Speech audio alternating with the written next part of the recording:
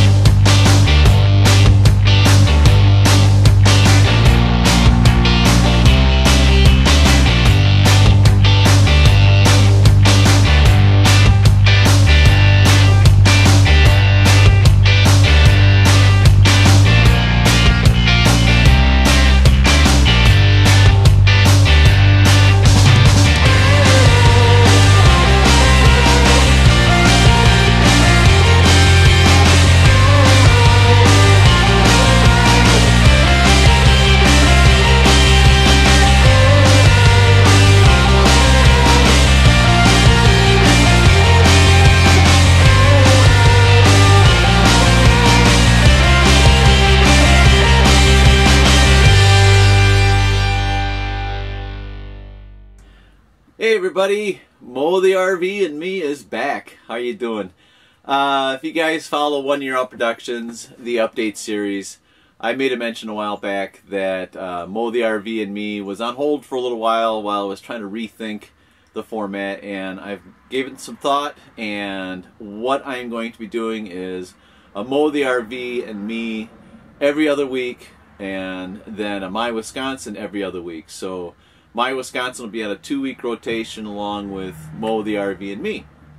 And I might sprinkle a couple RV and me updates throughout the week over the next couple weeks or so. But what will end up happening is Moe the RV and me will be on a 2-week schedule.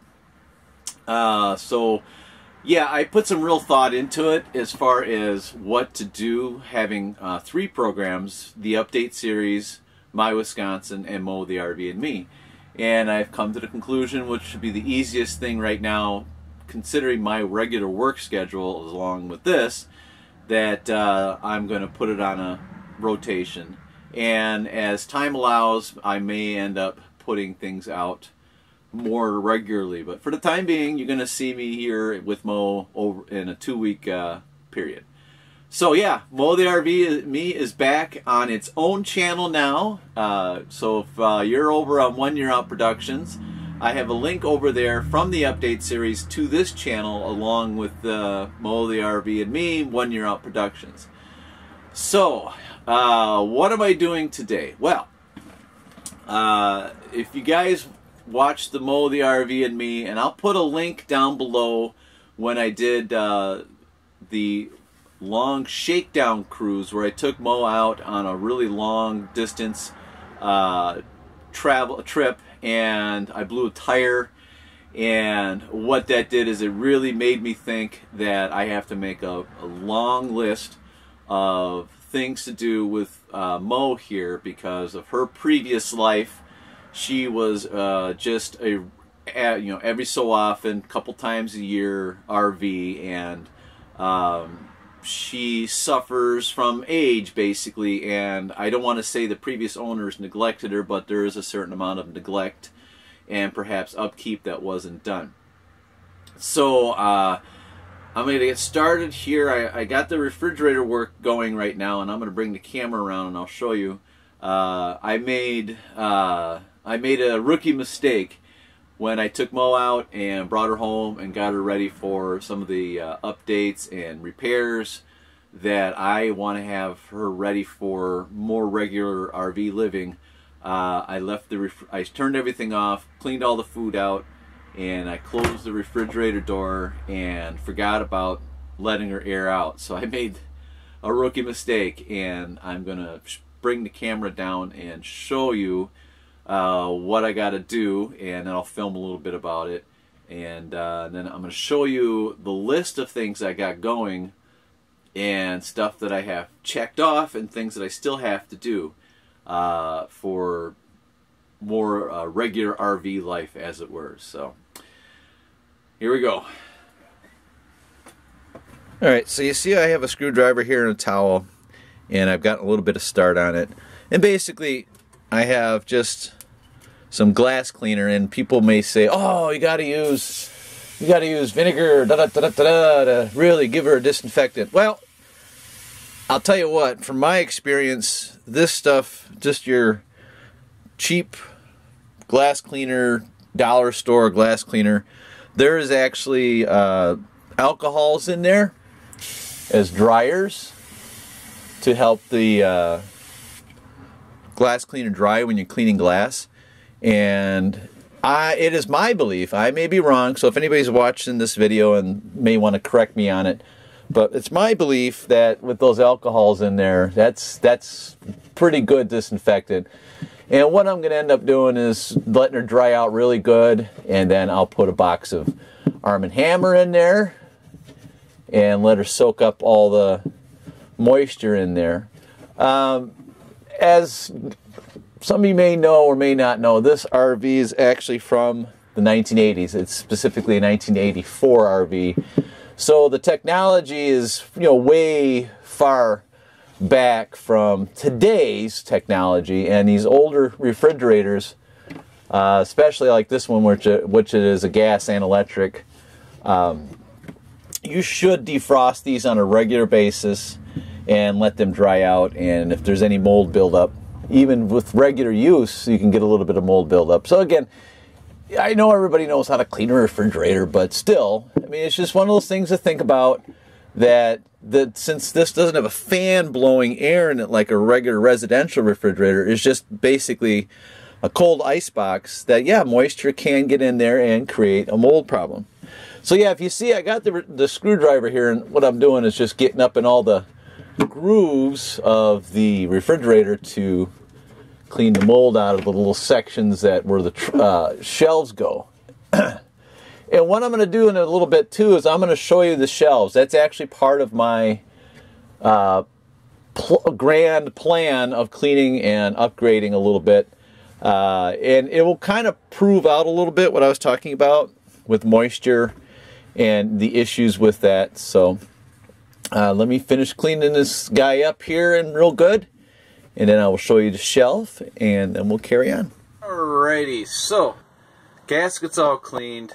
I have it sitting up on top because for the last half hour I've been trying to fit the gasket into the groove, and I can see why in the past that they try to use silicone to adhere it. The little barbs on the back are no longer grabbing in there. See these little barbs right there? I don't know if it's in focus or not, but there's little barbs back there. And there's still some glue left in there, but they're not grabbing it. So two things I can do is I'll have to put some thought to it on what to do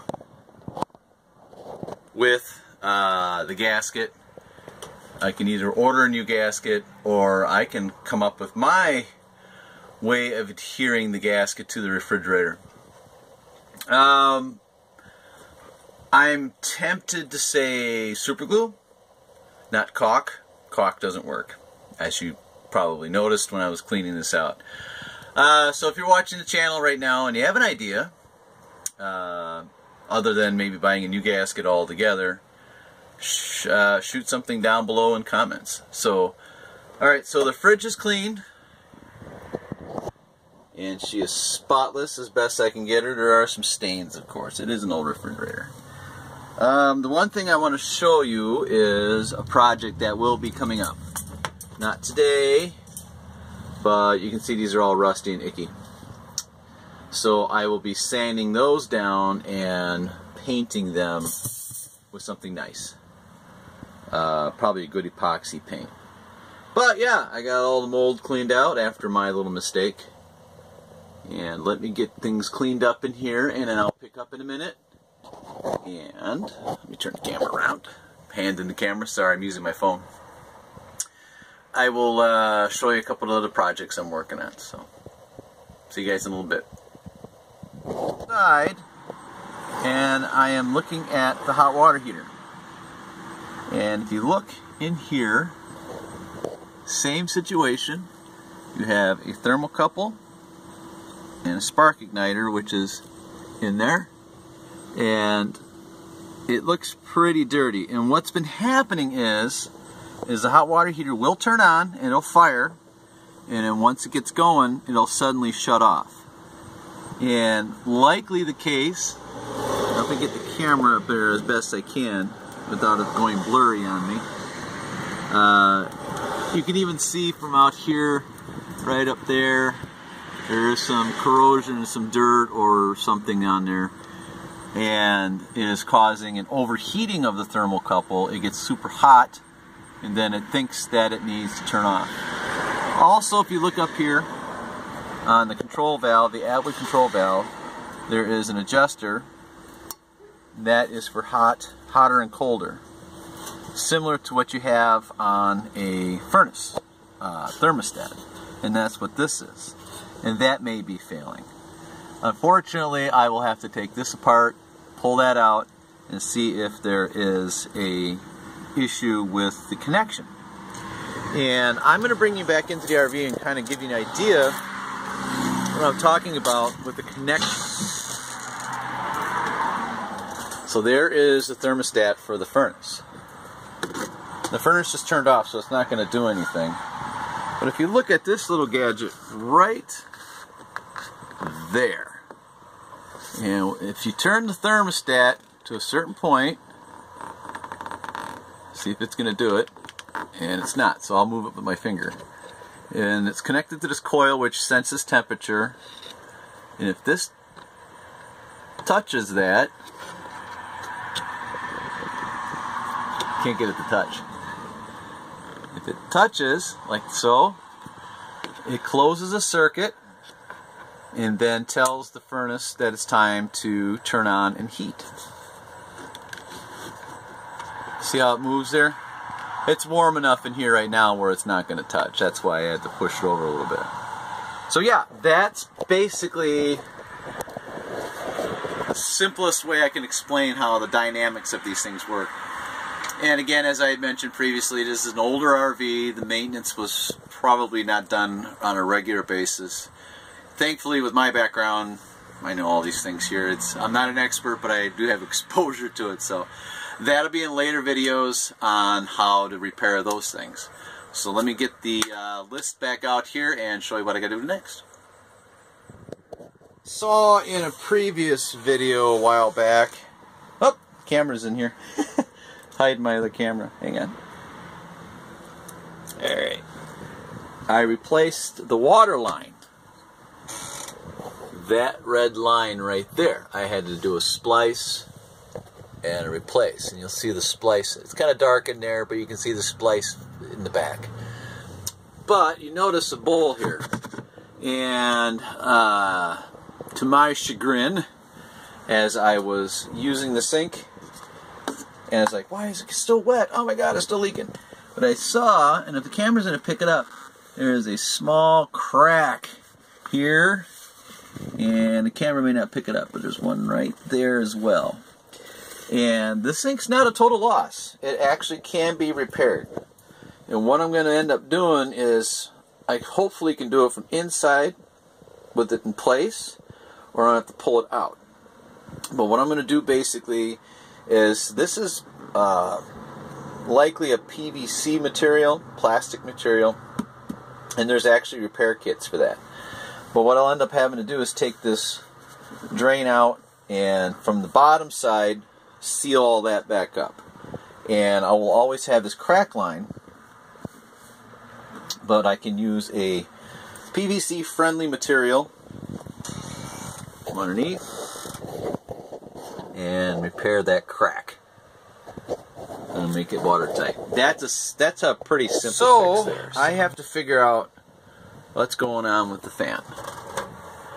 The light comes on nicely, but I can't get the fan to run. I don't know what's the skinny with it yet. The motor seems pretty tight, so I may have something up there blocking it from turning. I'm not 100% sure yet. But I will end up taking this apart. This is just a pressure washer here. It's like a split in the metal, and it's held on by friction mainly. I can pull that down and then check the motor. Hopefully it's an easy fix. Alright, so I'm back over on the Canon, and I have been thinking and thinking and thinking, what do I want to do with the interior? Update it, make it look a little more modern, a little cleaner. And I think I'm going to paint. The cabinet doors are oak, and I'm going to leave those be. I want to give them a good sand, good clean, put some new hardware on. And I think what I want to do is paint over all this old vinyl part of the woodwork and update it and make it look fresh. And what made me think about painting it is this. And it's common again with these old RVs if they're not maintained regularly or well for that matter. And you saw this when I first looked at the RV, and I haven't shown you since. But the situation has been fixed. I have everything sealed up nicely now. It's no more leaks. I went up on the roof and did all the sealing and did the repair on the front gasket. But, you know, years of that type of neglect, you got this rot. I had gotten pretty lucky. I have seen a lot of videos out there where this front cab system has to be totally torn apart and rebuilt, and I got very lucky with this system, this overhead cab. No rot in the framing itself. I think I caught it just in time. So I went outside and I ran beads of caulk along the seam and drove new screws into the system and then caulked and sealed it shut.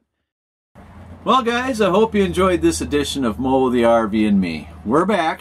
It's not going to be out adventuring and boondocking too much. It's going to be mostly working on Moe here to get her upgraded, improved, and ready for RV life. But you know what? That can be an adventure in itself. So I'll be taking you along with me here to do all the work on her, and I'll film it along. And if you guys have any questions, any comments, recommendations on what to do with the RV here, please do comment as the videos come out. And also, if you are a subscriber to 1 Year Out Productions and you found yourself here, please subscribe to Moe The Rv Me. And of course, if you like this video, give it a thumbs up and share it with your friends. Because Moe The Rv Me will continue on, and once everything is done, we'll be out adventuring and having RV life. So thanks for watching, and we'll see you out there. Wait, there's more! There's a blooper reel! Alright, let me show you the fan. Ooh, hang on a second. Try that again. Show you the fan. Oh. Alright, so let me show you the fan. Oh, try it again. Alright, let me show you the fan. Ah. Alright, so let me get in the bathroom here and we'll show you. There we go. Alright, so let me walk back into the camper here. And we'll go move the door out of the way. The water water, take two. Alright, so let me show you the water seat. Alright, so let me show you,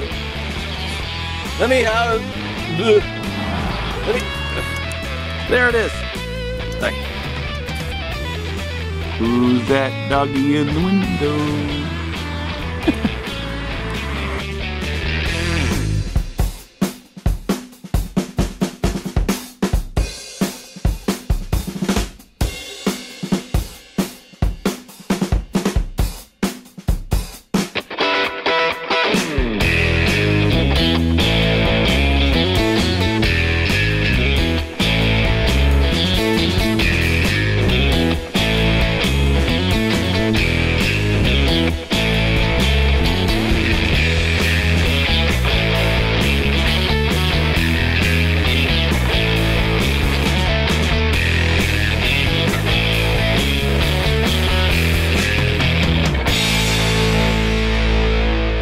Alright, so let me show you the fan.